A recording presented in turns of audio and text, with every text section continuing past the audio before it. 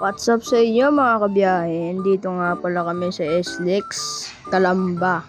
At napunta nga pala kami sa Santo Tomas niya ng mga araw na yan. At may hatid kaming parcel. At ayan guys, nakatulog na kami sa Santo Tomas, Batangas. Sa sobrang pagod kasi niyan guys At sobrang pagod namin yan guys. Kaya salamat sa mga nagpatulog sa amin dyan. At yan nga pala guys, nagja-jogging kami ng aking kasama na si Kuya Peb. Nagja-jogging kami ng mga araw na yan para mabawasan rin yung pagod sa aming katawan dahil magdamag kaming nakaupo. Salamat nga pala sa Camellia, Santo Tomas, Batangas. Kaya nga yan guys, maglalakad-lakad muna kami para mabawasan ang mga antok at pagod sa aming katawan guys. Pwede kasi maging lalamove driver guys, lalamove rider. Minsan nga guys, matutulog pa kayo sa loob ng kalsada sobrang pagod nyo guys Ayan guys, naglalad muna kami para mabawasan yung pagod namin. Ayan guys, palabas na kami ng subdivision yan guys. Salamat nga pala ulit sa Camellia guys. At yan nga pala guys, kakain muna kami sa labas.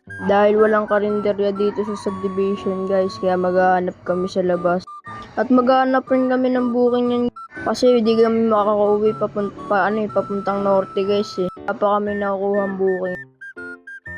At saka guys, mahirap rin pag pauwi ka na walang booking. Ayan guys, papunta na kaming yan guys, Calamba, Laguna dahil may nakuha na kaming booking guys.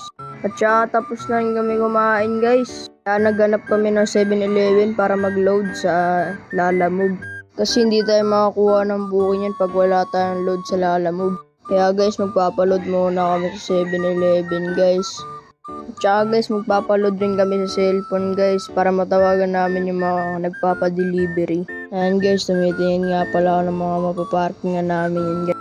At yan guys, sobrang malas namin. Nasiraan pa kami ng aircon na putol yung wire. Ayan guys, binibiro-biro muna si kuya. Kawa. Bakit? Wala. Aray ko. Bigyan? Oh. Aray ko!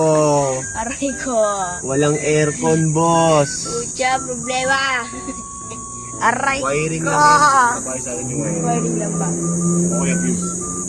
Lamig-lamig kanina eh. Pucha, labig na kanina Bigla lang nawala. Aray ko. Aray ko, Francis.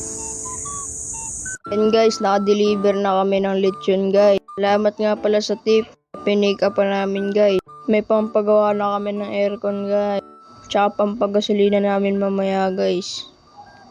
Ayan guys, nasayang na naman namin ng 3 minutes ng buhay nyo. I love you all. Mwah!